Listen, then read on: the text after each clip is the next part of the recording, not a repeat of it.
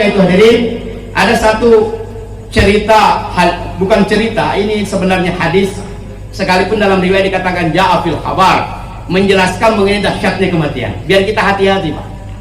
Kalau kematiannya saja begitu dahsyatnya, bagaimana hidup sesudah mati? Bagaimana dahsyatnya nih Pak? Begini, mohon konsentrasi penuh ya. Dengarkan baik-baik ini riwayat. Aisyah meriwayatkan. Saya baca saja hadis. Aisyah menyatakan, kuntu qaidatan, suatu saat aku lagi duduk di rumah.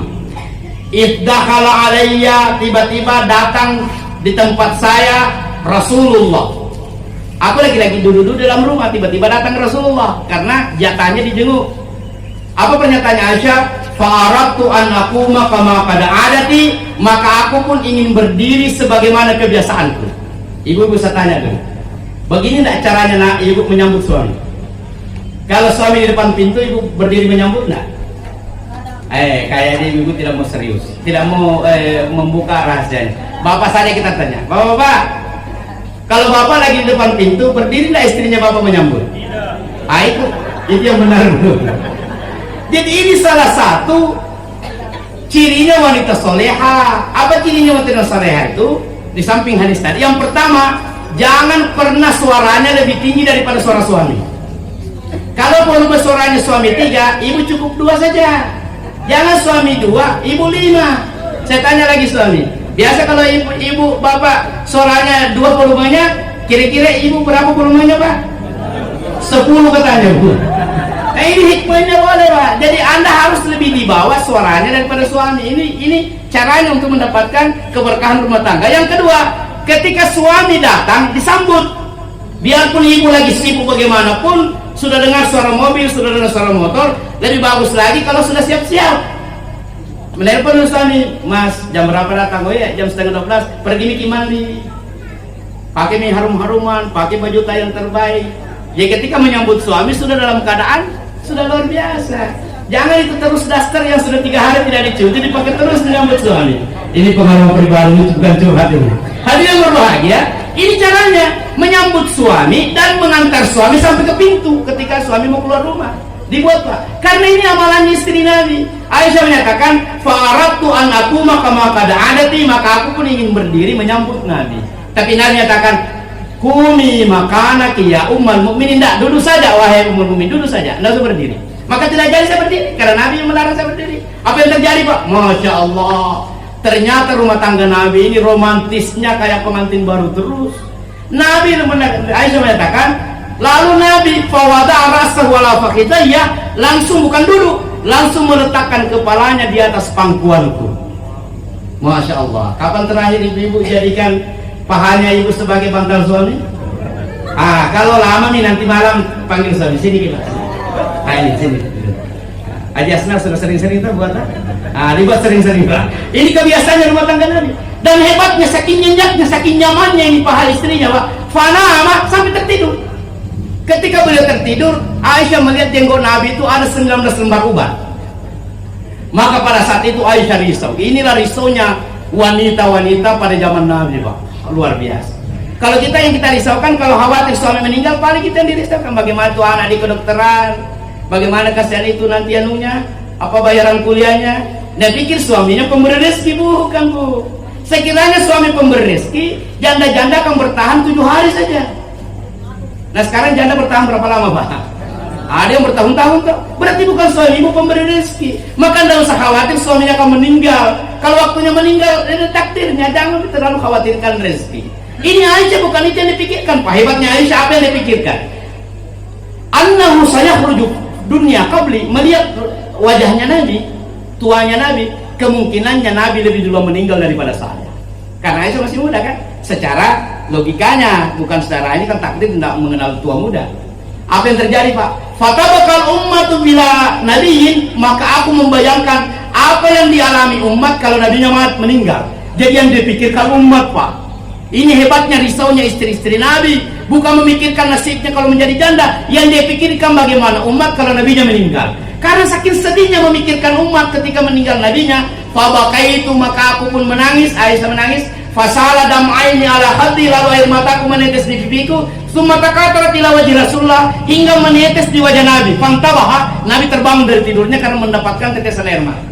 Maka ketika dia terbangun dari tidur, dia bertanya, "Ya Aisyah, famada abkaki?" Wahai Aisyah, apa yang membuat engkau menangis? Fakasastul qissata, lalu aku ceritakan kejadian tadi. Maka Nabi bertanya, "Ya Aisyah, ayu halin asyaddu alal mayyit?" Menurut engkau Aisyah, persoalan apa yang paling berat dihadapi orang kalau meninggal? Maka aku memikir-mikir, wahai Rasulullah, yang paling berat akan dihadapi orang kalau meninggal ketika dia diusung di atas keranda. Dia tinggalkan itu hartanya, dia tinggalkan mobil mewahnya, kalau dia pejabat dia tinggalkan jabatannya, kalau dia punya istri cantik ditinggalkan istri cantiknya, kalau dia punya anak yang comel-comel ditinggalkan anak yang comel-comel, semua ditinggalkan wahai Rasulullah. Nabi mengatakan, hadza syadid, itu berat. Wa ma asyad, masih ada enggak yang lebih berat daripada itu? Aku pikir-pikir lagi, ada wahai Rasulullah, apa itu?